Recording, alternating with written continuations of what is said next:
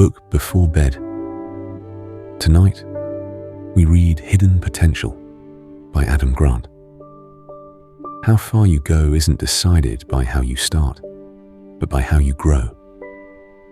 Have you ever quietly believed that some people were simply born for it?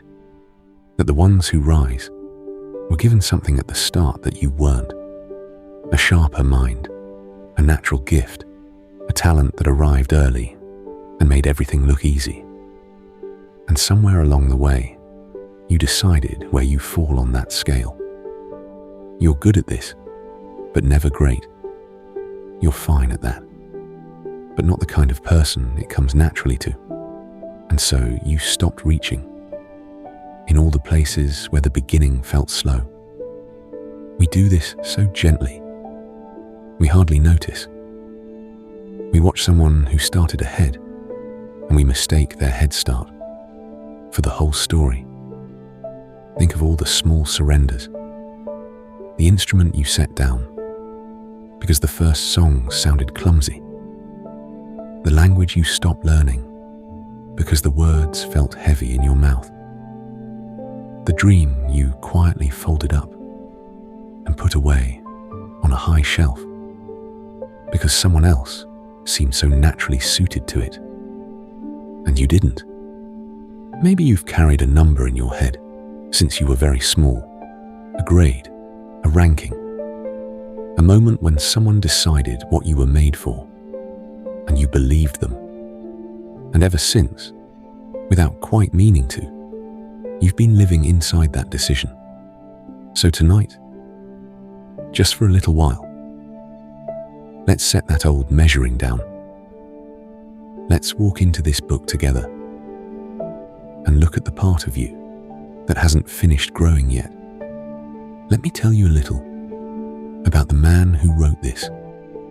Adam Grant is a psychologist, someone who has spent his life studying how people work and learn and change. And for a long time, he noticed something that bothered him.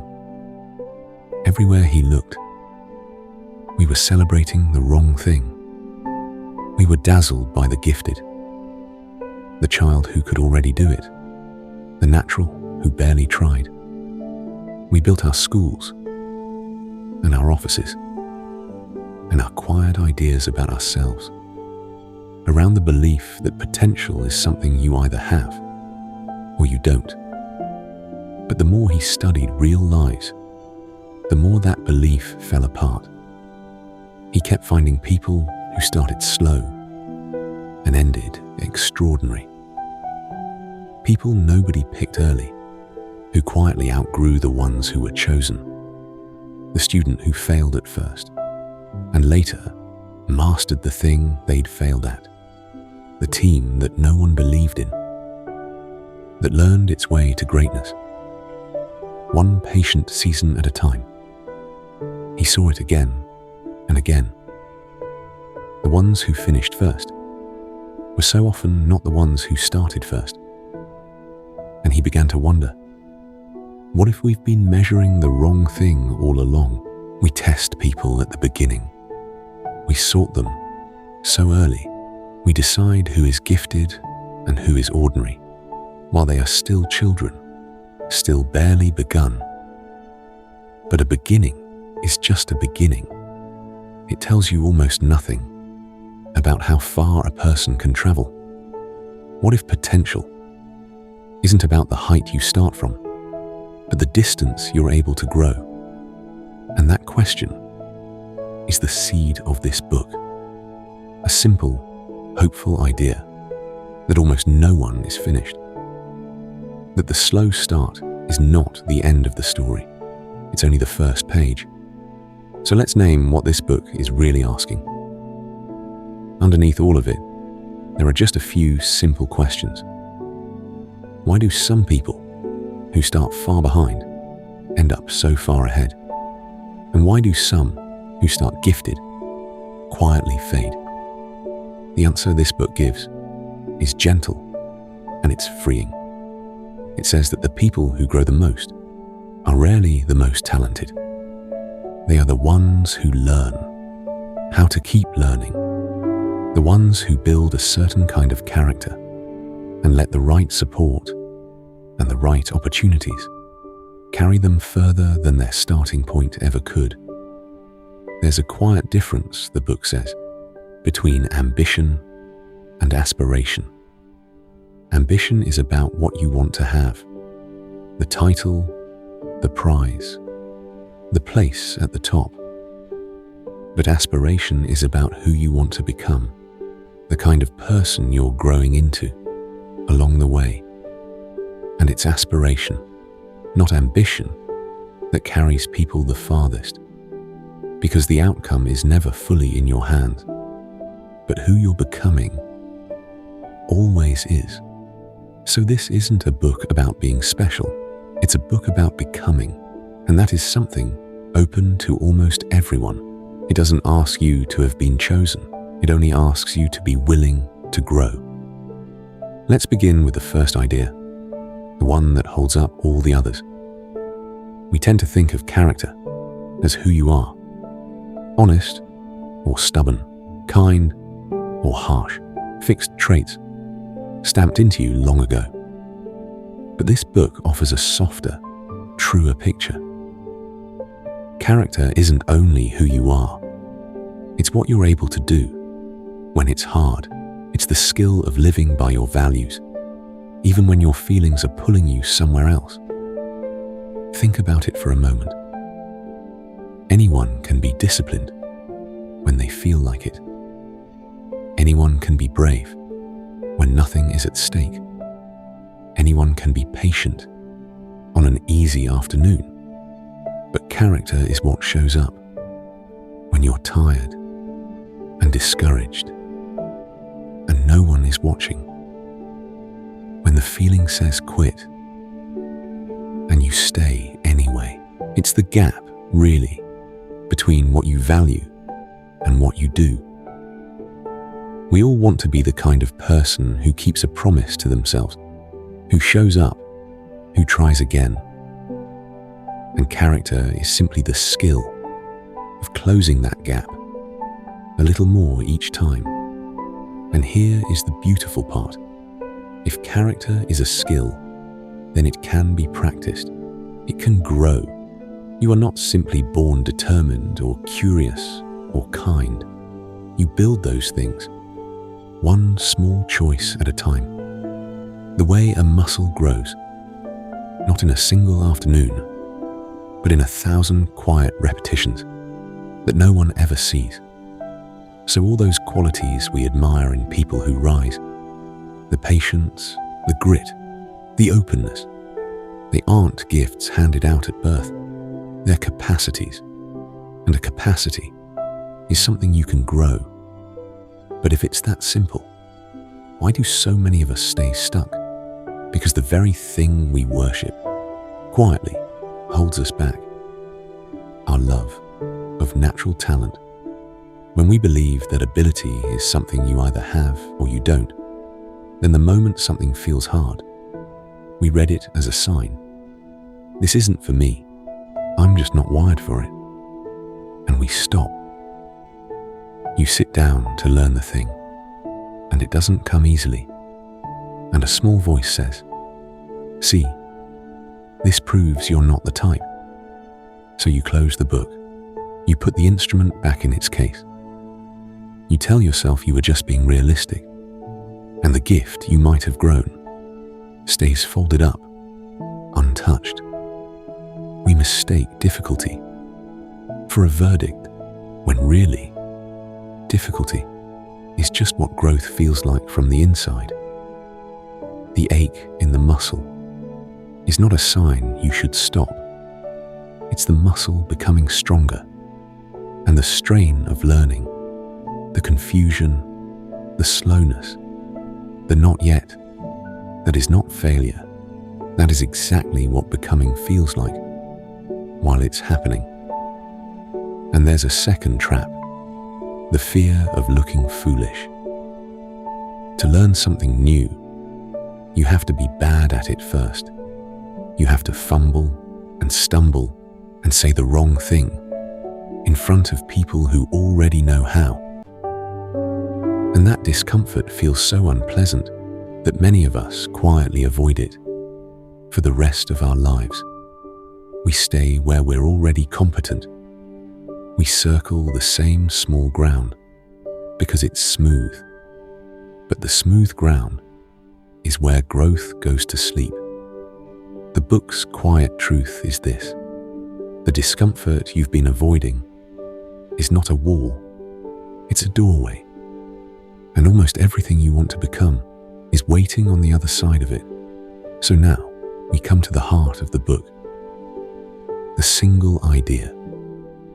Beneath all the rest, you can get better at getting better. Read that again, slowly.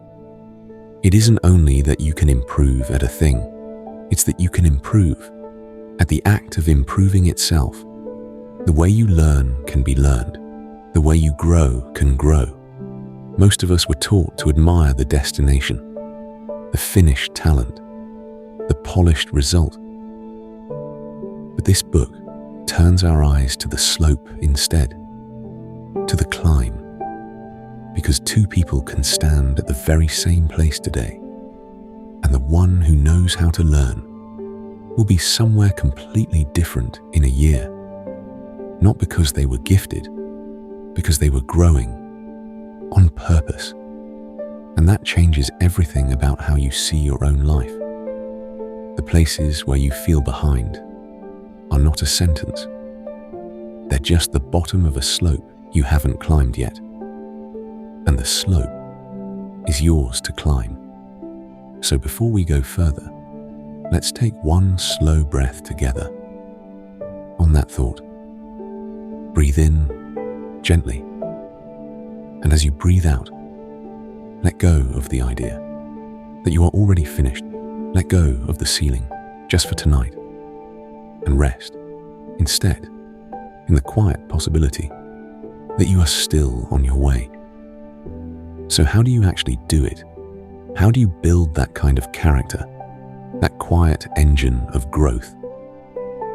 Tonight, I'd like to share 6 gentle ways. You don't have to remember them all. Just let them drift over you and keep the ones that feel like yours. The first is to make peace with discomfort, to walk toward the hard thing on purpose. We spend so much of life arranging things so they feel comfortable. But comfort and growth rarely live in the same place. When you only practice what's easy, you stay exactly who you are. Think of learning a language. The comfortable path is to study quietly, to read and recognize and feel like you're making progress. But the real growth comes in the uncomfortable moment, when you open your mouth and stumble and say it wrong and feel your face grow warm. That awkward, stumbling effort teaches you far more than 100 comfortable hours of reading. So try, gently, to seek out a little discomfort each day. The conversation you'd rather avoid. The skill that makes you feel clumsy. The first messy attempt at something new. You don't have to enjoy it. You only have to stop running from it. Because that small, unpleasant feeling of being a beginner again is the surest sign that you are learning. When it comes, instead of pulling back, you can whisper to yourself, "Good. This is the part where I grow." The second is to become a sponge, to soak up what the world is offering you. A sponge doesn't just sit in water. It draws the water in. And the people who grow the fastest do exactly that with the world around them. They reach for new ideas. They ask and they listen and they take in feedback, not as a wound, but as a gift. So tonight, imagine softening the way a sponge softens. Imagine letting the next hard piece of advice land without flinching. Not all of it is right for you. A sponge soaks up the water and lets the rest run off. You get to choose what to keep, but the more you let in, the more you have to grow with. This is a quiet kind of openness, and it asks nothing more of you than a willingness to keep absorbing instead of defending. The third is to turn the people around you into coaches. We tend to split the world into two kinds of people: those who praise us and those who criticize us. But this book offers a kinder way to see them. Your supporters and your critics can both become your coaches if you let them. The friend who cheers you on can tell you what's working. The one who pushes you can show you what isn't. So instead of bracing against criticism, you can gently ask it a question. What can you teach me? And instead of only basking in praise, you can ask, what exactly should I keep doing? When you stop sorting people into allies and enemies and start seeing them all as teachers, the whole world becomes a place where you can grow. The fourth is to become an imperfectionist, to let good enough be enough. Perfectionism wears the mask of high standards, but underneath, it's often fear. The fear that if anything is flawed, then you are. And so we polish and we delay and we never quite begin. You know this feeling. The message you rewrite 10 times and never send. The project that's almost ready and somehow never ready. The dream kept safe by never quite starting it, so it can never quite fail. Perfectionism feels like caring deeply, but so often it's just fear wearing its finest clothes. But here's a gentler truth. The goal was never to be flawless. The goal was to be growing, and you cannot grow on something you never finish. So this practice is about learning where excellence truly matters and where good enough is genuinely, fully enough. Not everything deserves your last ounce of effort. Some things only need to be done. Imagine the weight that lifts when you let a small thing be imperfect and let yourself move on. Tolerating a flaw isn't a failure of standards. Sometimes it's the wisest thing you can do. The fifth is to build yourself a little scaffolding. When a great building rises, it leans on scaffolding along the way. A temporary frame that holds it up until it can stand on its own. And then the scaffolding comes down. You can do the same for yourself. When something feels too big to reach, you don't need to be stronger. You need a little support, just for now. Break the impossible thing into one small possible step. When you're stuck, the book offers a gentle pair of tools, a compass and a guide. The compass is your sense of direction, the quiet reminder of where you're trying to go, so that even when the path bends, you don't lose heart. And the guide is someone who has walked it before, a mentor, a teacher, a friend who's a few steps ahead, who can show you the next foothold when you can't see it yourself. Borrow their guidance to get unstuck. Make a simple routine that carries you when your willpower runs thin. None of this is cheating. None of it is weakness. It's just the frame that holds you until the skill is truly yours. And one day, quietly, you'll find you don't need it anymore. And that day, you take the scaffolding down. The sixth is to grow a little every single day and trust the slow arithmetic of it. We dream in giant leaps, but growth almost never arrives that way. It comes in tiny pieces, so small you can hardly feel them.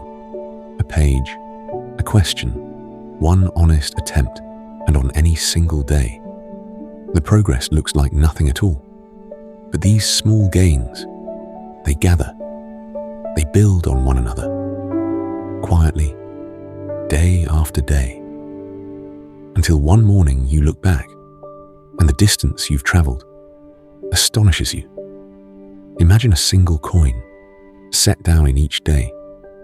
On any one morning, it's almost nothing, but left to gather year after year, it quietly becomes a fortune. Your growth works the same way. The page you read tonight, the small skill you practice tomorrow, they seem far too small to matter. And then one day they've become who you are. So you don't need a dramatic transformation tonight. You only need the smallest forward step, and then another, tomorrow. Because the person who grows a little each day eventually grows further than the one who waited for the perfect leap. The slow, faithful climb always overtakes the brilliant burst that never quite begins. These 6 ways all sound simple, and they are, but simple isn't the same as easy.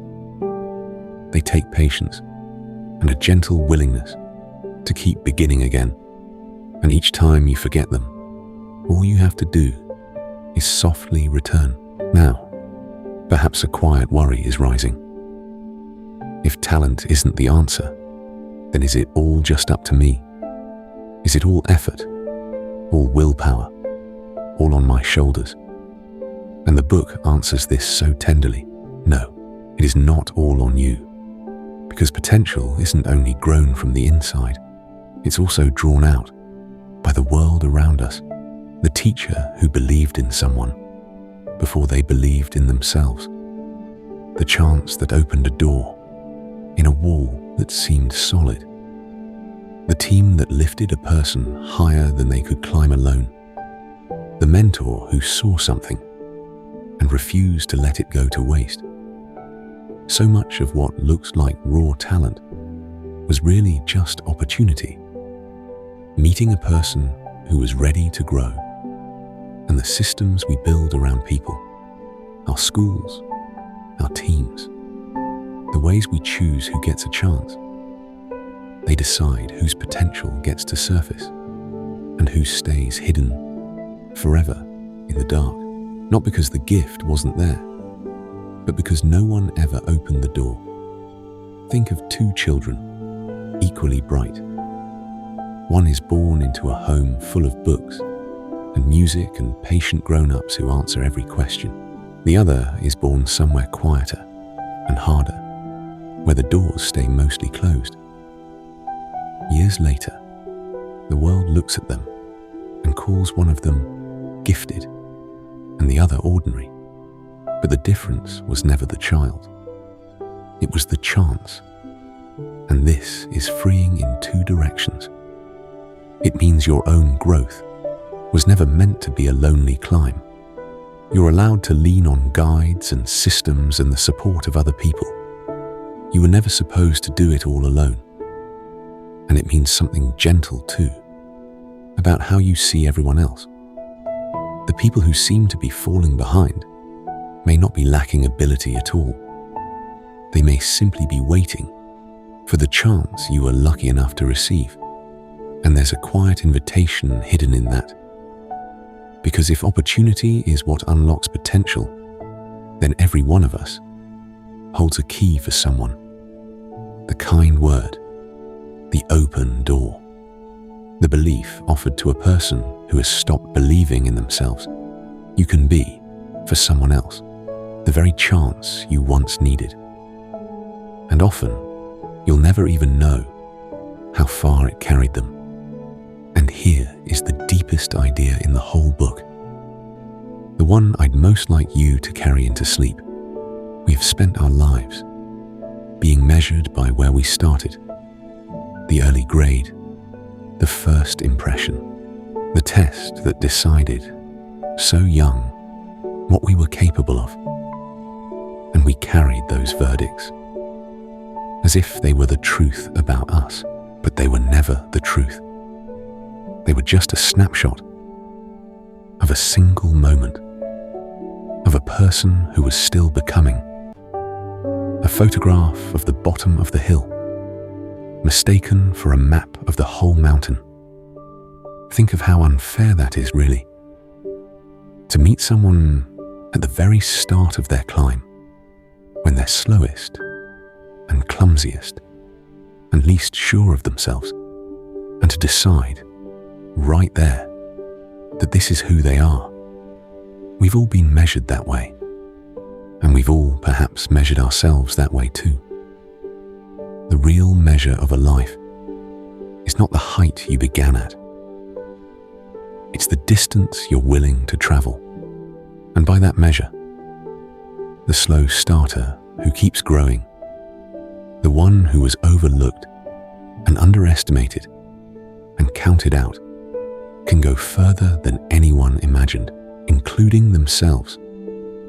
There is a particular quiet triumph in the person no one believed in, who simply kept becoming until the old verdict no longer fit them at all. So who are you, really? You are not the label you were given. You are not the ceiling someone once drew above your head. You are a person still in motion, still unfinished, still holding more inside you than any early measurement could ever see.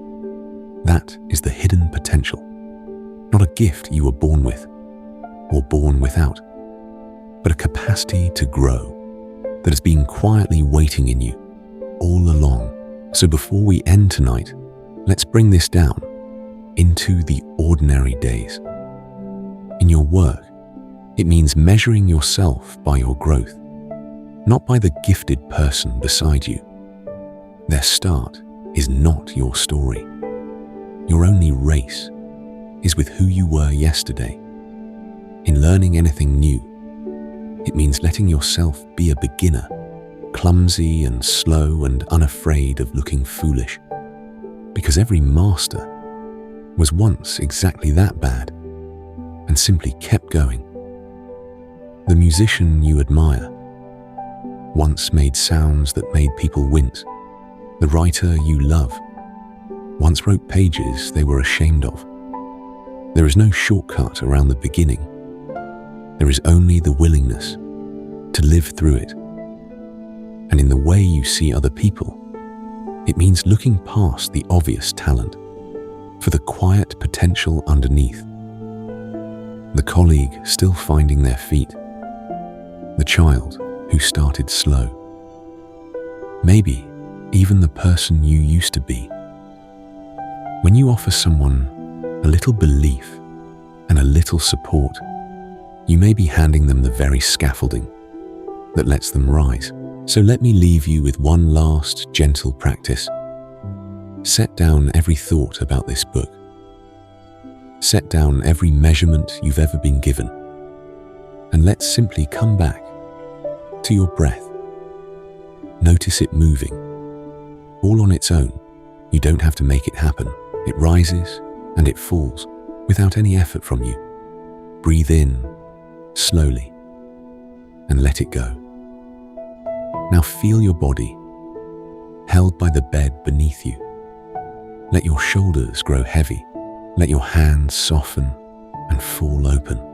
Let your jaw unclench and your forehead smooth. Let the long day drain quietly out of you, from the top of your head, down through your chest, your belly, your legs, all the way to your feet, and out into the dark. Feel how the bed holds all of it. You don't have to carry your own weight tonight. You can set it down. There is nothing left to prove tonight, nothing left to improve, no slope to climb, no distance to measure. You have done enough. You are enough, exactly as you are, right now, even as you keep on growing. Listen to the sounds of the night. Maybe a car far away, maybe the wind at the window, maybe just a deep, soft silence. And let this one thought rest beside you as you drift. You are not finished growing. Wherever you started, however slow it felt, there is still so much road ahead and so much hidden inside you, still waiting to unfold. Not tonight. Tonight, you only rest, but it's there, and it isn't going anywhere. That is the hidden potential. It was never about where you began. It's about the quiet, patient distance. You are still free to travel. Tomorrow, the old doubts may return. You may feel behind again, or not enough again, and that's okay. Don't blame yourself. Just notice it, and gently bring yourself back to the truth that you are still becoming. That's all. Every small step, every return, is the climb. Good night. Thank you for being here with me tonight. May you rest in the quiet of this moment and find your way back to the peace inside you. I'll see you with the next book